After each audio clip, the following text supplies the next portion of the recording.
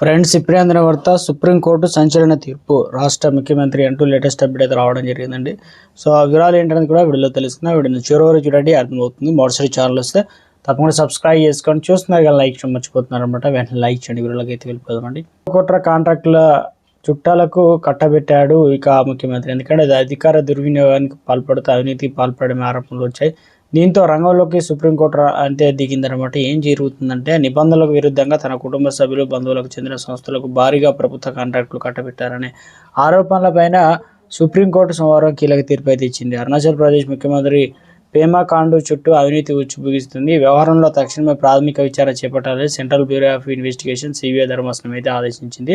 అయితే ముఖ్యమంత్రి పేమా ఖాండు తన భార్య, తల్లి, మేనల్లుడు, ఇతర బంధువులకు చెందిన కంపెనీలకు సుమారు 1,270 కోట్ల విలువైన 90కి పైగా ప్రభుత్వ పనులు అప్పగించారన్నట్టు పిటిషనర్ ఆరోపించారు. Save Mon region federation, voluntary Arunachal Sena వంటి స్వచ్ఛంద సంస్థలు దాఖలు చేసిన పిటిషన్ పైన విచారణ జరిపిన justice Vikram Nath, justice Sandeep Mehta, justice N V అంజారియాలతో కూడిన ధర్మాసనం ఈ సంచలన ఆదేశాలు అయితే జారీ చేశారు. ఎందుకంటే పిటిషనర్ తరపున హాజరైన ప్రముఖ న్యాయవాది ప్రశాంత్ భూషణ్ కోర్టులో వాదిస్తూ గత 11 ఏళ్లుగా రాష్ట్రంలో కాంట్రాక్టు కేటాయింపుల్లో భారీ అక్రమాలు జరుగుతున్నాయని తెలిపారు. ముఖ్యమంత్రి భార్యకు చెందిన బ్రాండ్ ఈగల్స్ అనే సంస్థలకు ఏకంగా 31 కాంట్రాక్టులు దక్కాయని పేర్కొన్నారు. మరో సంస్థకు బ్రాంటియర్ అసోసియేట్ కూడా సీఎం కుటుంబాన్ని అని వెల్లడించారు. మొత్తం 121 పనులను టెండర్ల ద్వారా కేటాయించగా మరో 322 పనులను ఎలాంటి టెండర్ లేకుండా నేరుగా కట్టబెట్టారని చెప్పేసి అఫిడవిట్లో వివరించారు.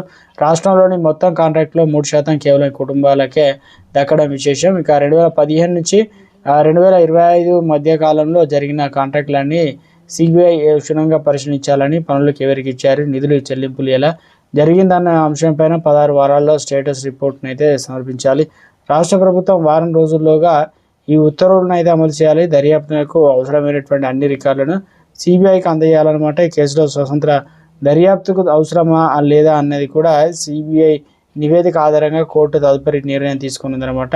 టెండర్ల ప్రక్రియ కేవలం 0.01% తేడాతో కాంట్రాక్టులు దక్కించుకోవడం వంటి అంశాలు అయితే ఉన్నాయి. అదేవిధంగా కార్టలైజేషన్ సూచిస్తుంది అన్నమాట. కోర్టు తీవ్రంగా పరిగణించింది. దర్యాప్తు అరుణాచల్ రాజకీయాల్లో పెను సంచలనంగా మారే అవకాశం